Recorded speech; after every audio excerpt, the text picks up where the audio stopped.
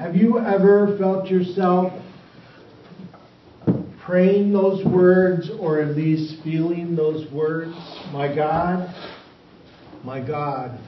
why have you abandoned me? Ever found your place in one of those places? There are some places in our spiritual journey that the Bible references as kind of like a spiritual wilderness, that they are dry places on our journey. They're places where we feel like the joy has kind of gone out of our journey for no apparent reasons. Life has lost its oomph and its excitement, and it seems like the burdens and the demands and changes of our lives kind of all of a sudden make us feel like we're adrift and we've lost that connection with God.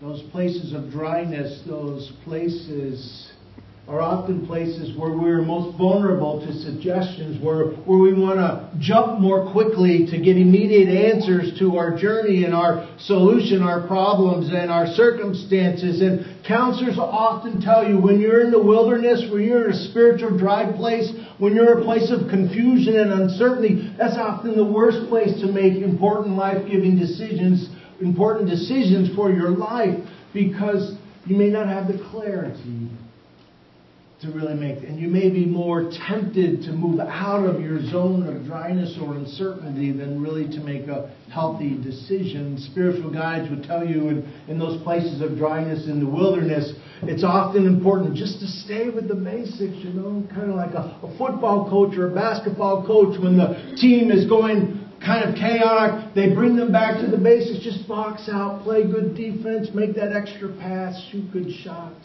In your spiritual journey, when you feel yourself in one of those places, when you feel like you've lost that connection, then maybe it's important just to stay with the basics of prayer and worship and gathering with people who can support you in that place and know you're loved and cared. John Wesley said when someone asked him about, what do I do in those places of dryness and uncertainty? He said, sometimes you have to preach faith in order to find faith. Sometimes you have to not go through the motions, but practice the basics of faithfulness until that connection returns in a way that it had not been a part of your journey before. But this cry of Jesus, that's a different place, I think. It comes from a deeper place of deeper soul pain, where you've lost more than just your joy. You feel cut off, you feel disconnected, you feel abandoned and forsaken. Maybe it's because you've experienced the unexpected loss of a loved one and your whole life got shifted. The things you took for granted are no longer there anymore, and that loss and pain is so deep, and you cry out to God in the night, God, where are you? Or maybe it's another kind of loss. Unexpectedly, you lost a job. And you don't know what to do. And you don't know where to go. And your whole identity has changed. You feel like a failure. And you feel that shame that comes with those feelings. And you wonder, my God, where are you? Why have you forsaken me? I was in those places more than once in my life, but the one I want to share with you is when my first wife Kathy and I had decided to separate and get divorced. A very painful time, although I knew in my mind that there was some honor in the choices that we had to make at that moment, that they were not all bad choices, painful choices. My heart said, can't we make this work, But I knew in my mind that wasn't going to happen, and I knew that we were making honorable choices for our circumstance, but my heart wasn't quite there. And to compound it, see, I had become Pastor Dad. When we got married and moved to the Southern Tier, she was going to work full time, and I was going to work half time or quarter time in a church and be Pastor Dad at home for the rest of the time. And I threw myself into it for the first 5 years of my children's life. And then the decision. And I distinctly remember the tears I felt, the ache in my heart as I drove away from the house we rented in Canandaigua, New York, as I watched them load up the van, and my son standing in the middle of the driveway staring at me as I'm riding away, wondering, where's Daddy going? And then starting full-time ministry at Woke at Church, people who loved me and cared for me and helped me heal through this. But I can remember, when you're in those places, at the end of the day is the worst time because you can fill your life with anything. You can fill it with TV and distractions, anything to distract your feelings and anesthetize your soul. But at the end of the night when you lay your head on the pillow and you turn off the TV, you hope to anesthetize and distract you. All you have is the silence. No children laughing or hide and seek in the hallway or snuggling on the couch or 20 minutes of Barney. That was back then. And that's how I felt. Where are you, God? Where are you, God? I believed, but my heart was aching and it was hurting. My world had been changed.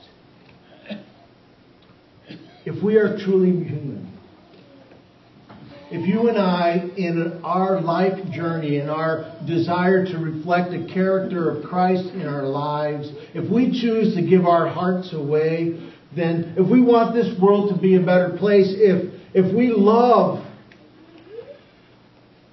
in a way that gives ourselves to others, we will all encounter times and experiences where we become hurt and we feel broken. It's part of the journey of life. It's part of what it is to love and give your heart away. And maybe you'll hear yourself saying, God, where are you? In those places. I have two things I want to leave with you or share with you. The first is to remember that the presence of God is not measured or determined by the moment, but by the movement of your life. By the movement of God's grace in your life. The presence of God is not determined or measured by the moment, but by the movement of God's grace in your life. And we often get caught up in the moment, understandably, in that pain and anguish, and lose sight of the movement. That's why it's so important that we engage in small groups or get together with others for fellowship or come to worship together just to connect, because the presence of others can help us remember of a movement which is far deeper and longer than the moment.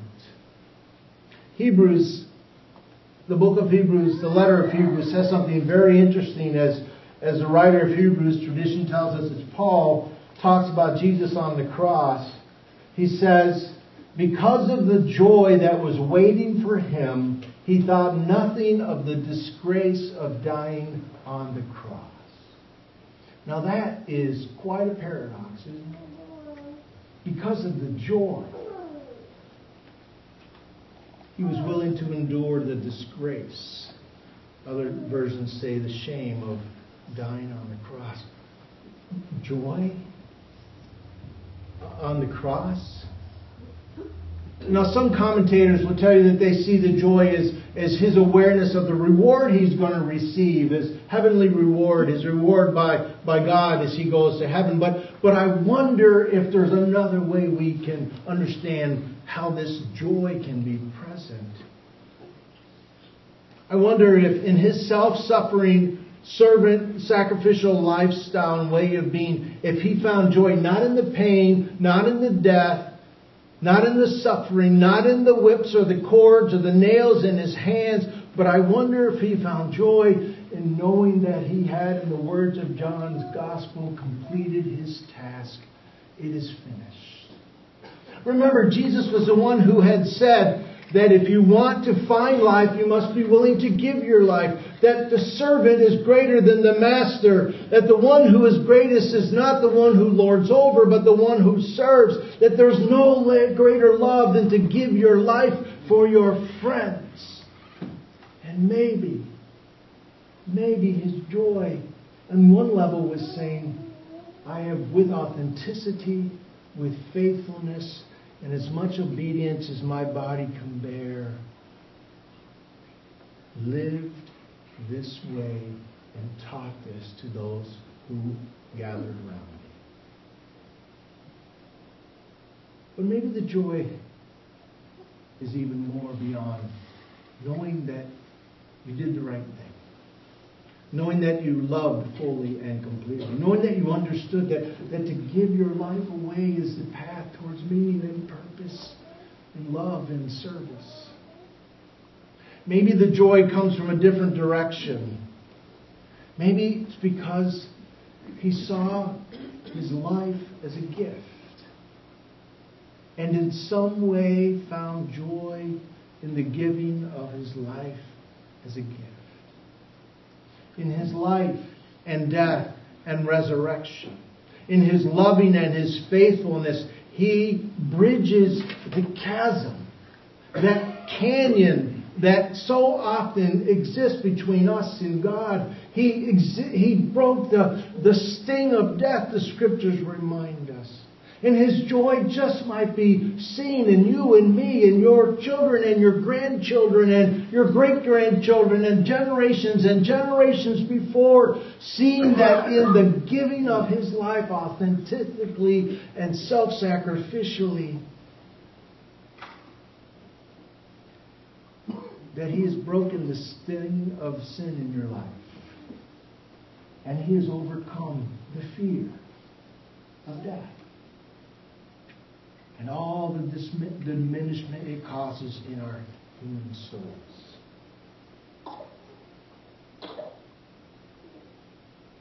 Because he now knows that there is nothing in life or death that will separate us from God's love on the cross. He entered into our life fully and completely and rose victoriously through it. Even the worst thing, the sting of death, the last thing is not the worst thing.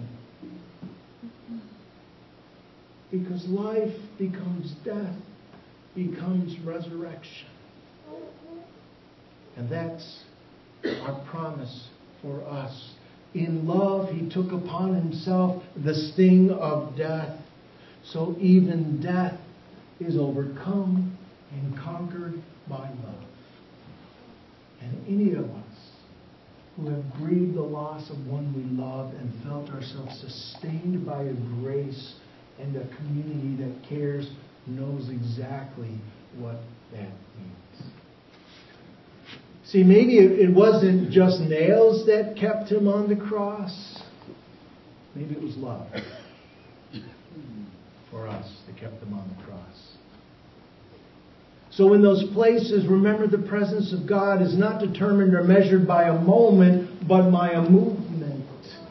That's what Jesus demonstrates and makes real for us.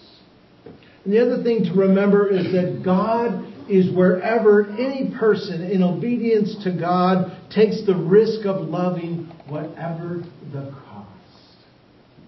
Where is God? God is found wherever anyone in obedience to God takes the risk of loving whatever the cost. That's transformational. That's life-giving. It'll change the life of those you're risking for, and it will certainly change your life. But Jesus' life reminds us there's always a cost. There's a sacrifice. There's something you have to give up to make that real. Last week we talked about the man that had been, for 38 years, had been a paraplegic, and Jesus came and saw him by the pool of Bethsaida and healed him, and then he told him to take up his mat and go. And I asked you to take a sample mat home with you to remind me of something in your life that you just need to get rid of. Today I think about that story, and I think about that mat, and I think about, now why would Jesus tell him to pick up his mat and go? He's had that thing maybe for 38 years. Can you imagine how much that smelled? You know, ratty, falling apart. But Jesus said, pick up your mat and go. Because I think there's something about claiming our brokenness. There's something about realizing our humanness. There's something about learning from our woundedness that enables us to be wounded healers in the lives of others. So maybe Jesus is saying, those places of brokenness and woundedness and hurt in you. Number one, you're in the moment. God's in the movement of grace. Number two, hold on to that, because that is going to be a way you bring healing to others. You may be used by God to bring healing into the life of others. So where are you in your journey today? What place of brokenness or sadness or anguish are you feeling today? And that this may be a day when you're ready to come back to the cross again and say, Lord, I'm giving you this, so that your love and blessing can flow in my life. I'm tired of holding it. We're getting close to Easter. I want to be a new person again, and I want to leave this here, and I want your blessing and anointing to be a part of my life. In all my humanness and all of my brokenness, I want to be less myself and more your child. Where's that for you?